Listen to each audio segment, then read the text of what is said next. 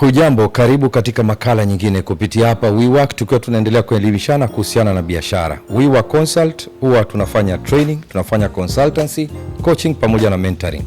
Lakini kupitia vipindi na mfululizo wa maudhui ambao tumeona kuna gap, kuna pengo kwenye soko. Maudhui ya kitaaluma ambayo yanahitajika sana, yasiwe tu ni topical, yani kwa kugusia vichwa vya habari, ili iwe ni deep ambayo ni kwenda ndani kwenye maudhui. Maudhui yakitolewa siku zote yanakuwa kwa njia mbili, kuna topical analysis na kuna content analysis. Wengi wanazungumzia vichwa vya habari, lakini content analysis ni kwenda deep. Sasa maudhui kama haya tumeona kuna gap katika soko, kama WeWork Consult tukaamua kuja nayo. Kwa upande wangu tutakuwa nakuja na maudhui kuhusiana na maendelezo ya biashara ambao ni branding, marketing, sales pamoja pia vile na PR unaifanyaje katika kampuni yako. Mwenzangu Bwana Paul atakuwa nakuja na mafunzo ya uongozi na mengine mengi tu. Mimi ni Ahmed Mohamed almaarufu BM. Karibu sana, na siku ya leo nataka niongee kwa dakika takriban 40 au 45. Na nadhani pia hizi long video kwa mazingira yetu ya Kitanzania kupitia taaluma mbalimbali tumekuwa tuzipati. Tulikuwa na maudhui mafupi ya dakika moja mbili, zile ambazo tunaziita shorts. Sasa katika siku ya leo nataka tuangalie ramani ya fanaka kwenye biashara kupitia teknolojia nyepesi au teknolojia rahisi. Leo nataka tuanze na kitu kimoja muhimu sana kuhusiana na biashara. Haijalishi wewe ni mjasiriamali, unauza vipodozi, unaagiza vitu kutoka nje, au unatengeneza vipodozi wako mwenyewe, au unatengeneza bidhaa zako mwenyewe, haijalishi. Kinachojalisha ni kwamba kile unachotaka kukiuza. Hata kama ni huduma, leo unaweza kuuza huduma kama bidhaa, ndio ile tunaita katika lugha ya kitaalamu, na ukitaka kama WeWork Consult tunaweza tukakufundisha jinsi gani ya kubidhaisha huduma yako. Yaani unaipackage huduma inakuwa kama vile ni bidhaa. Tunaweza tukakufundisha hiyo. Kwa hiyo haijalishi ni bidhaa, ni huduma ya aina gani. Kinachojalisha ni kwamba kile unachokiuza sokoni kina nafasi, kuna gap katika soko, au umemsikia mwenzako, kwa sababu sasa hivi kampuni za cargo ni nyingi. Watu wanatoa bidhaa China. Basi na wewe unataka kuagiza kitu na umeshagundua TikTok imeshika maarufu, basi utaposti kwenye TikTok, utapata wateja. Biashara iende hivyo. Biashara kitu cha kwanza ni kuangalia kwamba kuna gap gani katika soko.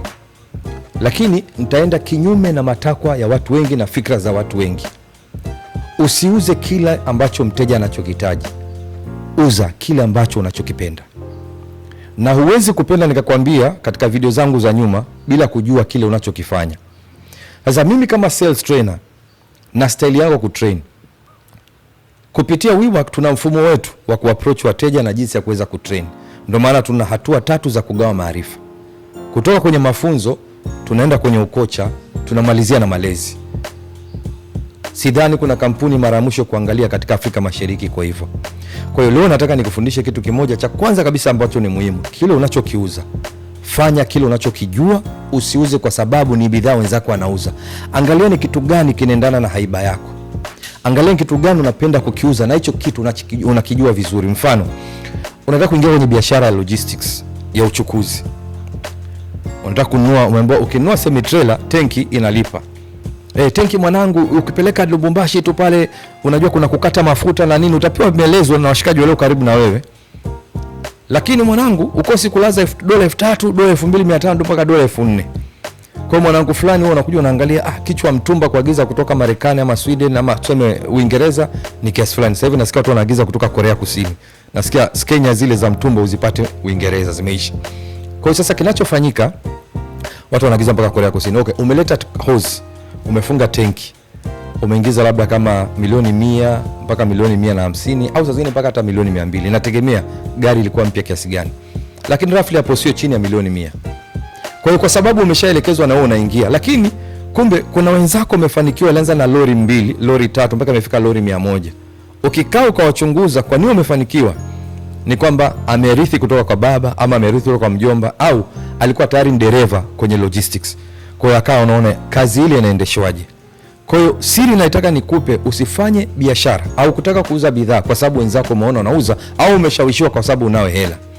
Background yangu ni media. Mimi nimeanza waanzilishi nadhani wa East Africa Radio, kama umewahi kusikia East Africa Radio, waanzilishi wale mwanzo mimi. Nimefanya Kiss FM, AAA Arusha kama manager wa kituo. Background yangu ni media. Kwenye media utagundua kuna kitu kimoja. Kipindi fulani hapa katikati kuanzia mwaka 2004 kuendelea, tuseme 2003 kuendelea, kila mtu aliyepata hela tajiri yuko Dodoma, kwa sababu frequency ni nyingi, ziko wazi. Anaenda haraka TCRA, ana apply kazi, anapata biashara, anapata leseni, anafungua redio. Sasa kuna msemo mmoja wa Kiswahili wanasema, kipya kinyemi ingawa kidonda. Chochote kipya ukifungua redio mkoani, wakati ule ukishafungua tu watapata tangazo aina 3. Kampuni ya vinywaji, kampuni ya mawasiliano ambayo ni ya simu, na mara nyingine tena kampuni kidogo ambayo ni kubwa kubwa, ambayo sio kati ya hizi, ambayo ni sekta mbili kubwa. Atapata matangazo hayo matatu ama hayo mawili kutoka kwenye sekta ya vinywaji au sekta ya mawasiliano. Na kwa redio za mikoani akipewa tangazo hela nyingi sana, milioni 3 mpaka 7. Kwa hiyo watu wengi wakawa wanashawishiwa, mwanangu Fogo, unajua wale wapambe wa karibu, bwana fungue, inawezekana. Anaambiwa labda milioni 100 200, anaona mbona naweza hii. Lakini baada ya mwaka mmoja redio inakufa. Yale matangazo alikuwa anapata kama ndio kwenye kampuni ya mawasiliano, kuna vitu anavikosa, vigezo vya kuendesha vandani zinahusiana na redio. Background yangu nimesema kama ni media. Ndio maana redio nyingi za mikoani zikafeli. Sasa hivi ukihesabu redio za mikoani zinazotengeneza faida ni chache. Nimetolea mfano wa sekta ambazo nazifahamu, kuanzia transport, tukirudi sasa hivi kwenye sekta ya media. Kwa hiyo ukifungua redio, kwa sababu utaenda kwenye redio moja kubwa Dar es Salaam, utamchukua mtangazaji pale, kwa sababu ana experience ya miaka 5, unakuja unamfanya meneja wa redio. Ataishikilia redio yako, lakini redio ina DNA. What's your DNA? Redio ina style yake ya uwasilishaji. Redio ina siri kwa ndani.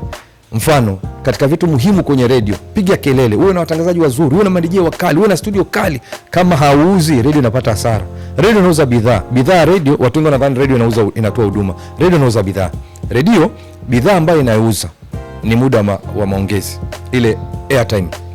Kwa hiyo ndio maana kuna segment ya asubuhi, ile ni airtime ya asubuhi, na kuaga ni gali, na hii ya drive time ya saa 10 mpaka saa 12.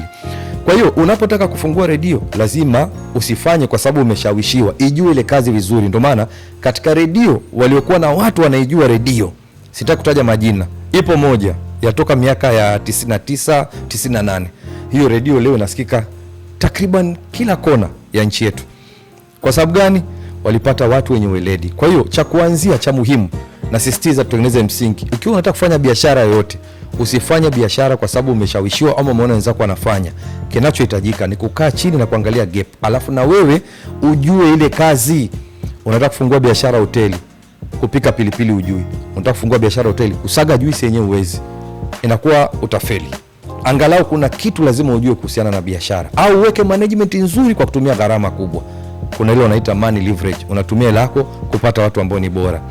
Kwa hiyo hilo ndo la kwanza. Sasa la pili, katika hii ramani ya fanaka kwa kutumia teknolojia nyepesi, nataka tu nikufundishe kitu kimoja. Kuna mtu leo hajui mimi Ahmed Mohamed niko wapi, lakini mimi nipo takriban zaidi ya mwongo mmoja kwenye sales, lakini zaidi ya miongo 2 kwenye utangazaji, lakini mtu hajui kama nipo kwa sababu hanioni. Kwa hiyo leo nataka nisisitize jambo moja. Kadri unavyojitangaza, na social media leo imetengeneza ngoma draw. Ngoma leo ni draw kwenye social media.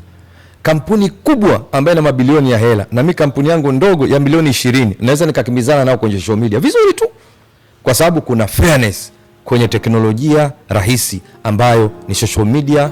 Na nitakueleza leo ni jinsi gani unaweza ukaigeuza biashara yako ikawa ni chombo cha kujitangaza kupitia mitandao ya kijamii na pia kupitia teknolojia hii rahisi. Cha kwanza kabisa, nataka nitofautishe kitu kimoja. Ukienda kwenye Instagram ya kampuni nyingi, na nataka nikuguse wewe ambaye ni mjasiriamali mdogo unayekuwa, nataka nikufungua akili, usiige kampuni kubwa. Leo ukienda kampuni zote kubwa nchini Tanzania, ukafungua Instagram zao, ni mimi. Wanajiongelea tu wao.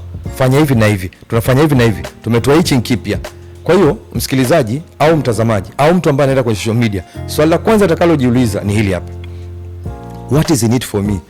Niende Instagram ya WeWork. Kuna nini WeWork? Ndio mtu atajiuliza swali.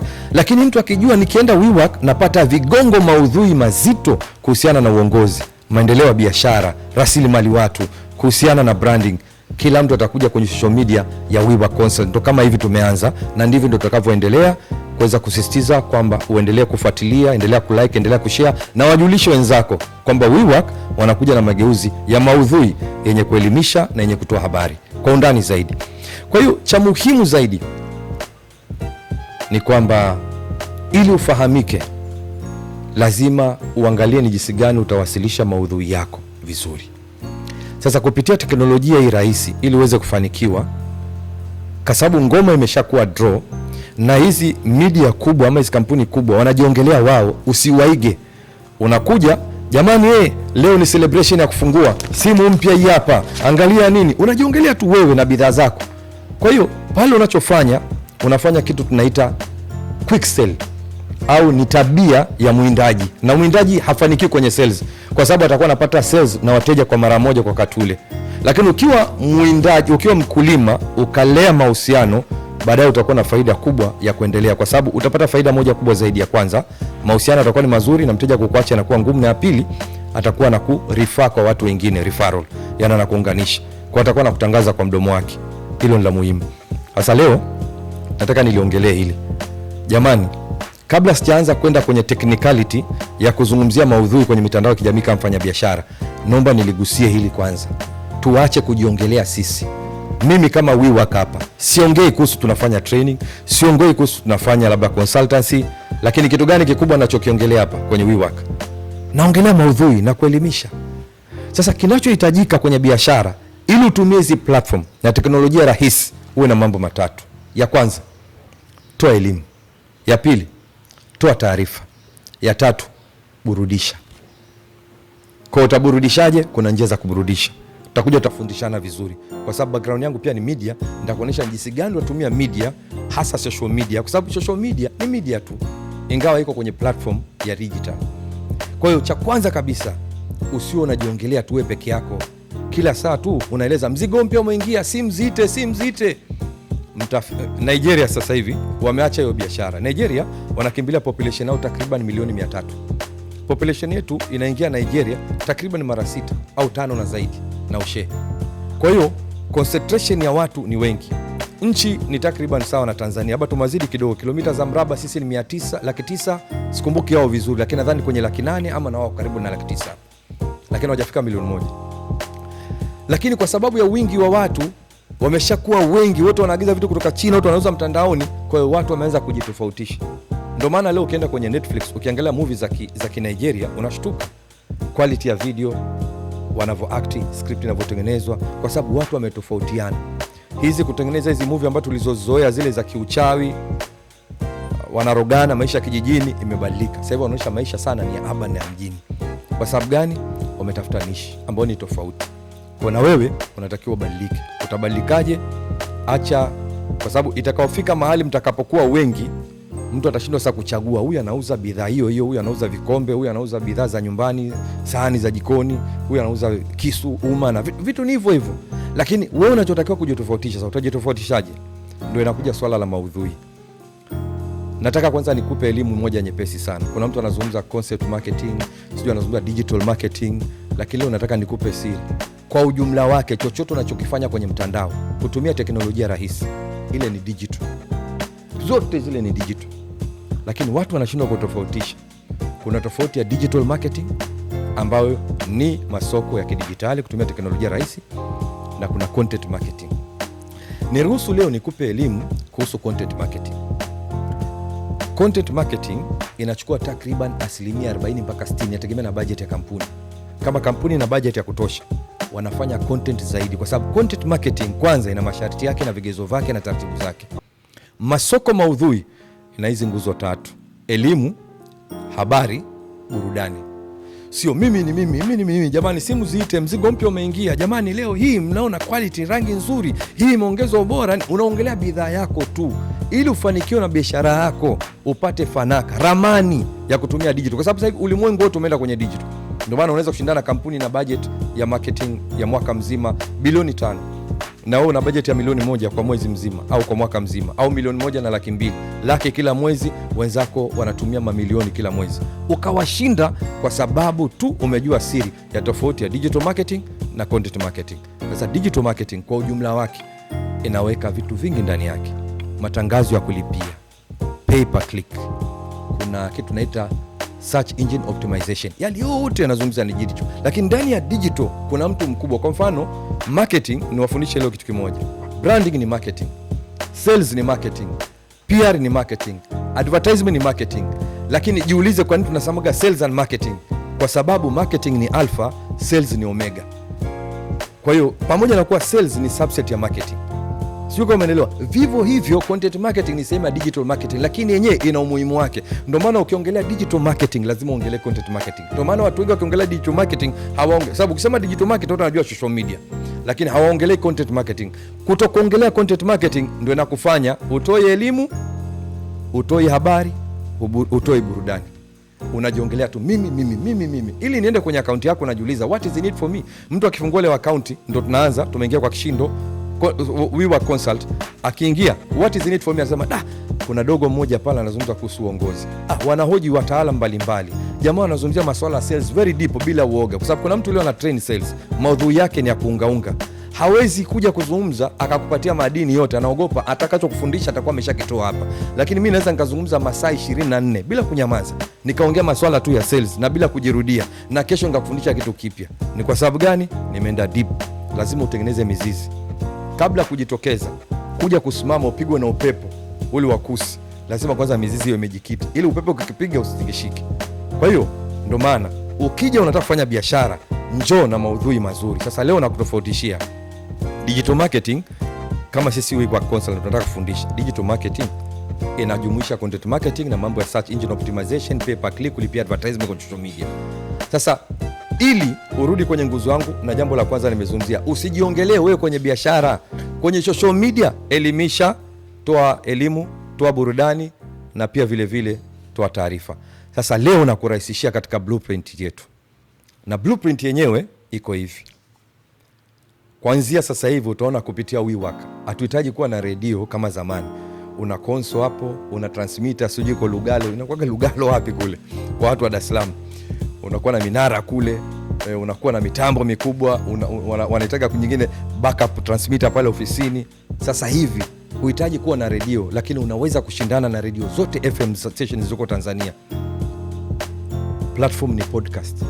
Kwa hiyo mbadala wa redio ni podcast.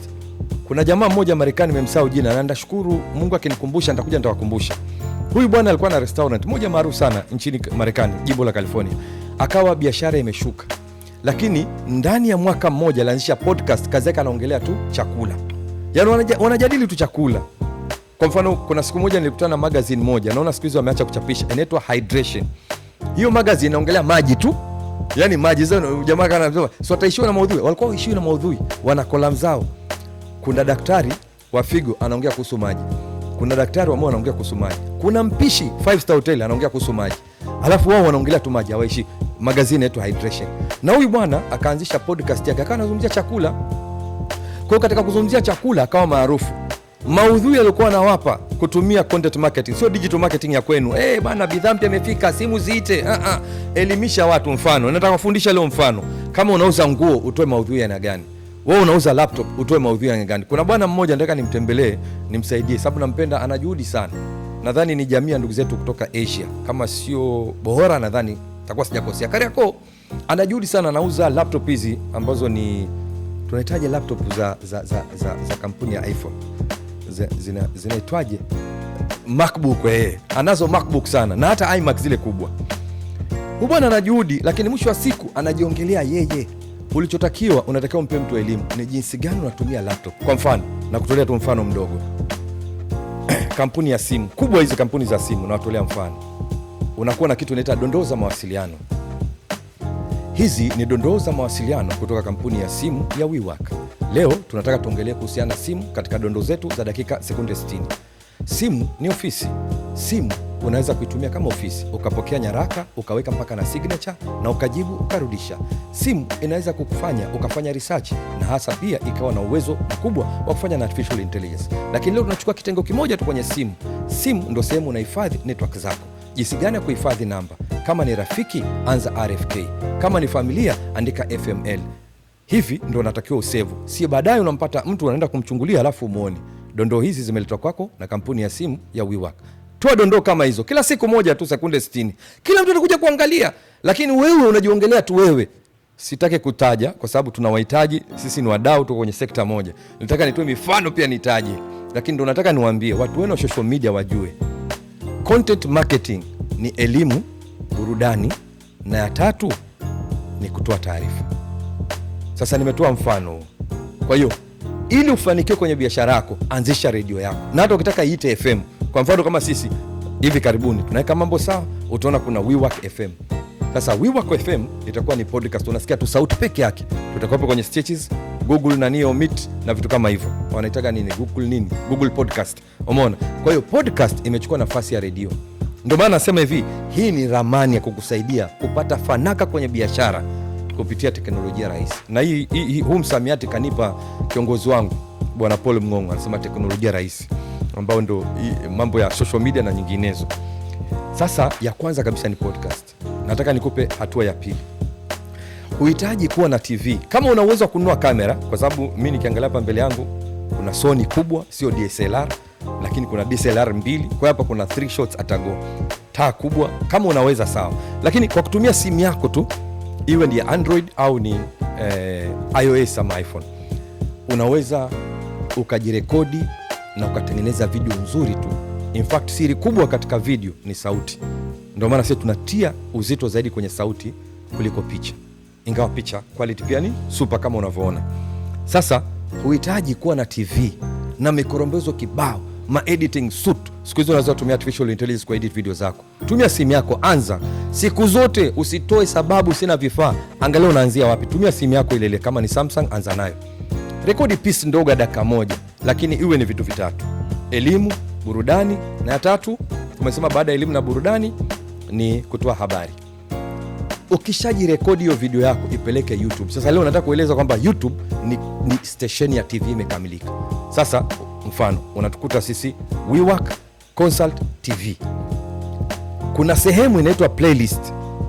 Pale kwenye YouTube kuna sehemu inaitwa playlist. Kwa watu wanaojua kutumia vizuri YouTube, ile playlist ndo program tosha.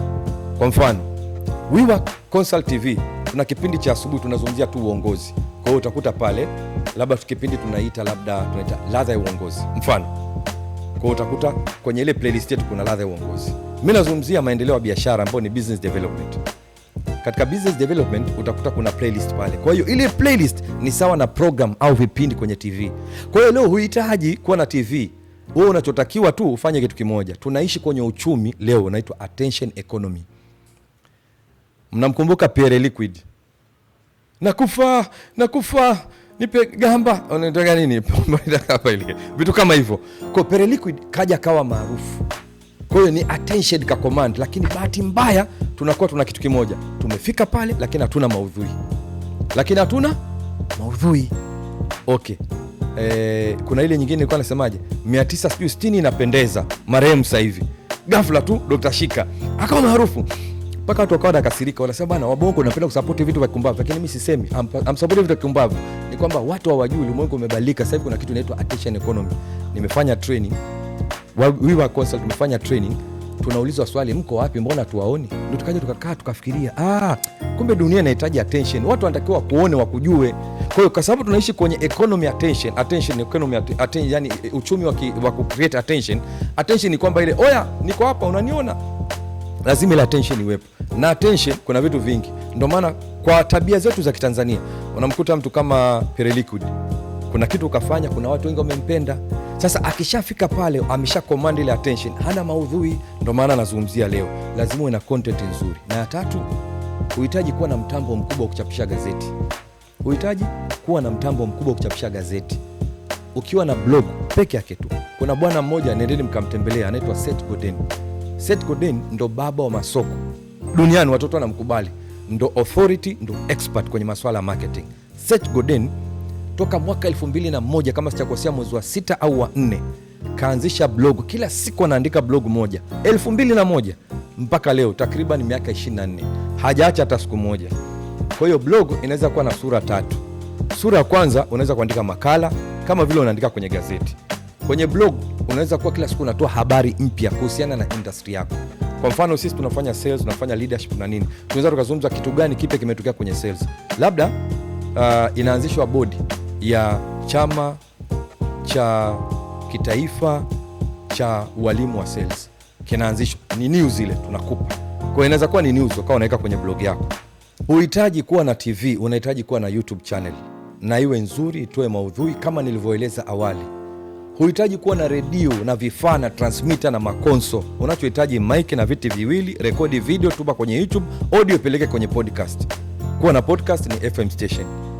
Ukiwa na YouTube channel nzuri ukaipanga kama nilivyokueleza, playlist ndo programming yako sasa. Itakuwa tayari una TV channel. Ukija kwenye gazeti ni blog. Nikawatolea jamaa anaitwa Seth Godin mwaka 2001 mpaka leo kila siku anaandika blog moja. Na blog unaweza andika makala mafupi au marefu. Na siku zijazo tutaandaa seminar kama Workforce Consult, jinsi gani kutumia artificial intelligence ya kukurahisishia mambo yote, sababu sasa hivi akili unde sasa hivi imerahisisha kila kitu. Lakini nataka nikupe tahadhari moja ndogo kabla kukupa zile mifano miwili. Akili unde haikufanyi wewe kuwa profesa wa chuo kikuu wakati wewe drop darasa la 7. Akili unde inaboresha ulichokuwa nacho. Mimi najua sales ni mzuri wa sales. Nikianza kufanya lugha ya prompt pamoja na chat zile platform, nitakuwa na jambo zuri la kupata au matokeo yangu akawa ni bora zaidi, kwa sababu tayari mimi ile taaluma najua. Kwa hiyo akili unde haikufanyi wewe mzuri, inaboresha ulichokuwa nacho. Kama wewe ni kilaza, inaboresha ukilaza wako. Kama wewe una maudhui, umesoma vitabu sana, umeenda deep, umefanya vitu vingi, inakuboresha. Kwa hiyo usidanganywe ukaambiwa artificial intelligence au akili unde itakuja itakusaidia. Kwa hiyo nitoe mifano miwili ya haraka. Moja ambayo nishaitoa ya kampuni ya mawasiliano. Sasa sisi kama WeWork Consult tutakuwa na video zingine fupi tu za kuelezea. Kwa mfano, tunadili na training na consultancy. Naweza nikatoa video tu ya dakika moja, nikawa nasema, nikaipatia jina labda ya dakika moja ambayo inakuwa ni shorts. Kabla ya training, yani itakuwa inaitwa kabla ya training. Kabla ya training, mfuatilia naye kufundisha. Je, anakutrain kuhusu sales? Je, kashai kufanya sales? Hivi ni vigezo ambao unatakiwa uangalie. Je, anayekuja kukutrain kuhusu leadership? Je, kashakuwa katika nafasi kubwa ya kiuongozi? Dondoo hizi na zingine nyingi utazipata kutoka hapa WeWork Consult. Tunaona sasa nimekupa dondoo elimu kwamba kabla ya kutrain na kabla ya kutrainiwa, huyu anayekuja kukutrain una maudhui gani unayemjua kuhusu yeye? Hilo ndo ambalo nataka tulizungumzie. Okay, mfano mwingine mdogo. Nimefungua mgahawa. Niko katikati ya mji. Umeona mgahawa wangu unauza vyakula vya Kiswahili ama vyakula vya Kitanzania vya Kiafrika vilivyozoeleka. Kwa hiyo ninachotakiwa mimi ni kutoa dondoo moja ndogo. Dondoo nitakayotoa na wagusa watu wote. Bwana, kabla ya kula chakula, kunywa maji nusu saa na kunywa maji nusu saa baada ya kula chakula. Usinywe maji wakati unakula chakula. Ukiwa unakula chakula na huko unakunywa maji, unadhoofisha vioevu vilivyoko ndani ya tumbo, ambazo zile acids zinazotakiwa kumeng'enya chakula. Kwa hiyo dondoo hiyo nimekupatia moja. Lakini kwa sababu wewe unauza chakula, uongelee kuhusu chakula chako. Bwana, tunauza chipsi, samaki wa kupaka. Unamueleza. Kesho unamka na nyingine. Hivi unajua faida ya kula chakula kama vile wali, mchele, pilau, ambao jambia ya mchele, pilau, wali, unapokula pamoja na ndizi, unajua faida unayopata? Faida yake ni hii na hii na hii. Ya kitaalamu unatoa. Alafu sasa hivi ni rahisi tu. Unaenda tu kwenye akili unde au unaenda kwenye artificial intelligence. Ajalishi ni platform gani. Unatumia Perspicacity, unatumia Copywright, unatumia ChatGPT, unatumia Grok, au pia vile unatumia Claude, haijalishi. Unaenda pale unaandika hivi, mimi na hoteli. Katika hoteli yangu nataka niwe natengeneza maudhui kwa ajili ya social media. Kwa Kiswahili hivyo hivyo, wala usiogope. Maudhui haya yatahusiana na dondoo zinahusiana na chakula, lakini sisifii vyakula vyangu. Dondoo hizi nazitaka 30 za dakika moja kila siku. Dondoo hizi zitakuwa zinazungumzia chochote kinachohusiana na vinywaji na chakula na yule ambaye anayekula, kabla na baada ya kula. Naomba nipatie mifano. Lakini kwa sababu wewe ni mtaalamu, unajua kutengeneza vizuri prompt sasa unaiongelea, naomba uipitie hii prompt yangu, itoe makosa, alafu nitengenezee prompt nyingine bora zaidi ya hii. Alafu na mimi nitatoa mawazo. Na kama una swali niulize kabla kunipa jibu. Unaona vile mtu anaongea na akili unde, kwa sababu una akili kubwa, unajua unataka nini. Lakini ukienda pale akili unde unaifanya kama Google. Unaenda kuandika kama Google. Biashara ya yani kutoka China gani ndio ilipo sasa hivi? Inakujibu kama Google, kwa sababu inakuza ule ukilaza wako. Lakini kama una ubora mkubwa wa kuelewa mambo, na yenyewe inakuza mambo yako. Kwa hiyo ukishafanya vile inakuteremshia ile. Kwa hiyo unapata zile dondoo za kuzungumza. Kwa hiyo ndugu zanguni, Leo natoa ramani ya mafanikio kwenye biashara kwa kutumia teknolojia rahisi. Nimependa sana msamiati. Kwa tumeongea cha kwanza, usijiongelee wewe.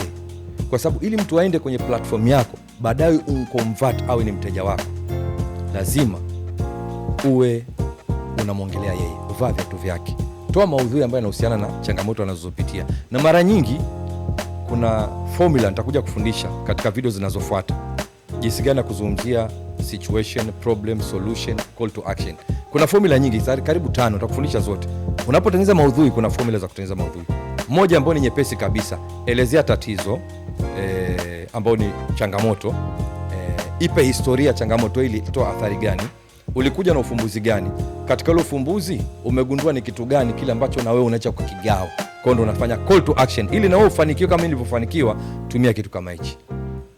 Nilichofanya baada ya kugundua hakuna chuo kinachotoa degree ya sales, mimi mfano niliamua kwenda online na kuanza kusoma kwa takriban miaka 20 iliyopita. Nasoma tu sales. Na nikaja nikagundua kitu kimoja, kupitia sales nimejifunza elimu kubwa sana kwamba kila kitu ina umbile lake kamili, tunaita anatomy.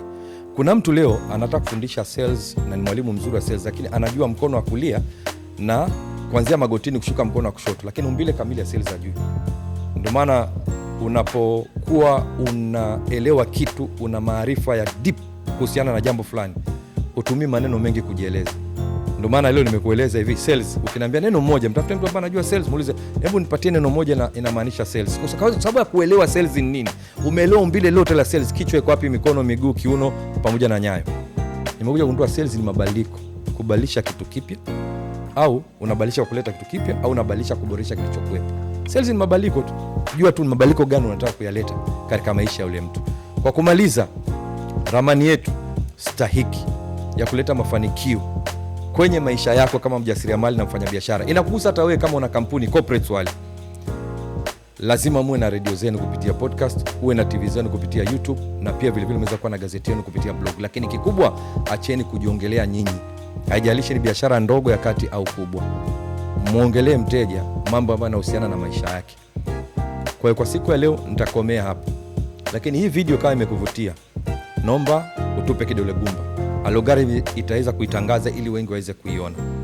Pia vile vile unaweza ukasave, unaweza ukashare, lakini pia vile vile usikumbuke kutufuatilia kwa kusubscribe katika akaunti zetu zote, ili pindi tunapotoa maudhui mengine mazuri kama haya uwe wa kwanza kuweza kupewa taarifa. Ni Ahmed Mohamed wa Week Consult maarufu kama BM. Tuendelee kuwa pamoja.